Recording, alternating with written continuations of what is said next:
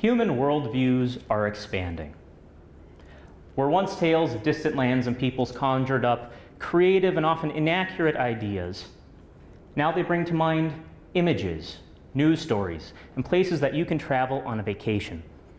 Let's define worldview. Worldview, one definition, is the framework from which we view reality and make sense of life in the world. What do I think is right? What is wrong? What is my job as an adult, as a member of my society? How should countries be governed? The answers to these and many other questions govern your worldview. Now, there might be differences amongst people. I might have a very different idea of a worldview from someone right here in this audience. But since most of us in this room are from the same area and a similar cultural background, chances are they're going to have a lot of similarities. A historically common worldview is ethnocentric. Let's break that up. Ethno, ethnic, centric, center, center of. An ethnocentric is defined as evaluating other peoples and cultures according to the standards of one's own. Let's say I live in a part of the world where I think you're an adult at 13.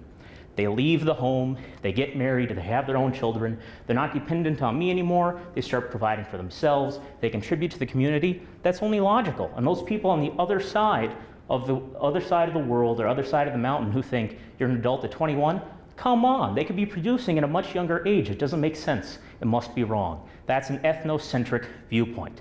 Now, it's a short step from ethnocentric to nationalistic. Nationalism is defined as believing one's country to be superior to others. I'll take that a step further and say that when you think of the extended world, you think of your country, or you think of your country as the way the rest of the world should be. Now, I had an interesting example that I saw of this online. On Facebook, some time ago, I don't remember the page, I saw someone post an image of Felix Baumgartner in the Stratus Red Bull jump. Here he was, standing on the pod, 24 miles above the surface of the Earth, down below him, this beautiful globe, and the words said, at that moment when you realize an energy drink has a better space program than your government. Now, there was a lot of heated responses to this. People asking, why aren't you a patriot? Why don't you believe in the government? Why don't you believe in NASA? Look, we put a man on the moon. Well, later that evening, the original poster said, Americans, the world does not end at your borders. The admin is British. An energy drink really does have a better space program than my government. What comes next? Well, a global worldview. What has allowed us to make this transition? Well, technology. I don't think many people would deny the fact that humans are getting a better grasp of what's around them in the world. I can go online, and I do this actually every day, and talk to someone from all over the world. Many different people, many different countries, and we're discussing a common hobby. Amongst that community, I see many people discussing things besides hobbies as well. Personal values, like why they like this system of economics, why they think this religion is best. And often, I see them trying to understand, not just be verified. Of course, there are people who think, I'm the center of the world, my culture is correct, but lots of people are making an effort to understand why people think the way they do, trying to get a better understanding of humanity as a whole. Also, we can travel someplace. It's very interesting. You can fly to the other side of the globe in less than a day. You've got to have a pretty impressive plane with long fuel range to do it, but it's possible. And when it comes to sending messages without the internet, consider that once it took a letter days, weeks, or months to go somewhere, get responded to, and come back. Same thing for a person. Well, nowadays, well, actually no. In the recent past, you could go to a fixed point, pick up a telephone, and dial another fixed point, hoping the person you want to talk to is somewhere nearby the other end. Nowadays, I pull this device out of my pocket, push what looks like a button without a satisfying click, and hope the person on the other end likes me well enough to answer. However, a global worldview tends to be anthropocentric. Anthropo, human, centric, centered, you get that part by now. Anthropocentric is defined as regarding humankind as the central or most important element of existence. Now, here's the part where I have to put a disclaimer in. I'm from the United States, a distinctly Western world, and my whole presentation is largely based on what I see the people around me in my media, in my circle of friends saying, you know, it's really cool that humanity is so advanced. I mean, you know, we're above nature. You know, we've conquered it, all these great things. Eastern cultures and philosophies and religions often consider humans much more of a part part of nature. And I'll get back to that in a minute, although it is worth noting much of the world is slowly or quickly becoming westernized. What is there beyond a global anthropocentric worldview, you might ask? What else is there? This is the world. Well, there's the cosmos. Carl Sagan defined the cosmos as all that is, or ever was, or ever will be. In the Milky Way alone, our galaxy, our cluster of stars, there is an estimated 200 to 400 billion stars, most of which with their own planets. 200 to 400 billion. There's only 7 billion and change people on this planet.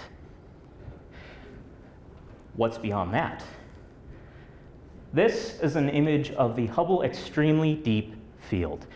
They took the Hubble Space Telescope, pointed it at the darkest piece of sky they could find, and they got back an image of over 10,000 galaxies, each potentially with as many stars as our own, or more. In fact, this is only a part of the image. This part alone has more than 5,500, more than 5,000 galaxies in it. Now, the cosmos isn't just restricted to what is out there. The cosmos is all that is, or ever was, or ever will be. Well, I am, all of you certainly are, this building, this conference certainly are. We are all a part of the cosmos, as is everything on our planet that isn't human. Of course, humans are, but I think you get what I mean. We can see people starting to look for this larger picture of the universe when we see people discussing environmentalism. People who think that, you know what, human life isn't going to be the way it's always been and keep continuing on without consequences. In fact, there was a very interesting TED Talk in the past, it's made the rounds online, talking about how when humans reintroduced wolves to Yellowstone National Park, the wolves controlled the grazing animal populations, which prevented erosion because there were more roots holding the ground in place, which changed the geography of the park. Everything is connected, and whether you think humans are responsible for climate change or not doesn't matter. No one can deny the fact that humans have a profound impact on our environment, and it has a profound impact on us. Next thing I want to show you, anyone see what's there at the point of that arrow? This is an image taken by one of the Voyager space probes. As of right now, it is the only human-made object to leave our solar system, and this was taken from 4 billion miles away. Carl Sagan called this the pale blue dot. That's us. That's home. Let's look a little closer. 4 billion miles away. Astronauts have come back from Earth and said how their world was changed when they saw it from above. Now, with a cosmic worldview also comes an altered sense of time. As far as science can tell, in about 7 billion years, the sun will have spent much of its fuel. And as the balance of outward energy and gravity shifts, and as particles start to shed away, the sun will expand, at least vaporizing all of the water on this planet, if not outright consuming and totally destroying it. It doesn't matter how well we adapt to life on this planet. It won't be here anymore. Unless someone invents some way to manipulate gravity, in 7 million years, who knows what we'll come up with. But the point is, for someone with a cosmic worldview, questions of how long will the Earth actually be here, it's like thinking what's going to happen 50 years from now. Sure, it's a long ways away, but it's still going to happen. And we need to think about the consequences of our actions.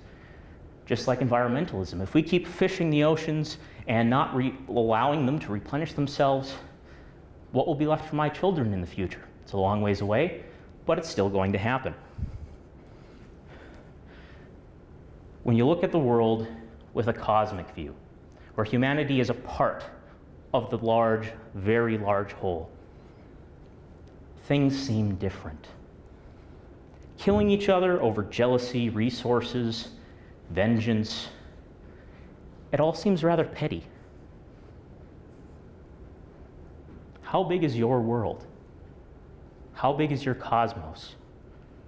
Now, is this evidence that I see online and in the media, in video games, in movies, in books, this exploration of larger and larger ideas, is this the key to a human future full of prosperity, peace, achievement? I don't really know. But I think it's a journey worth taking. Thank you.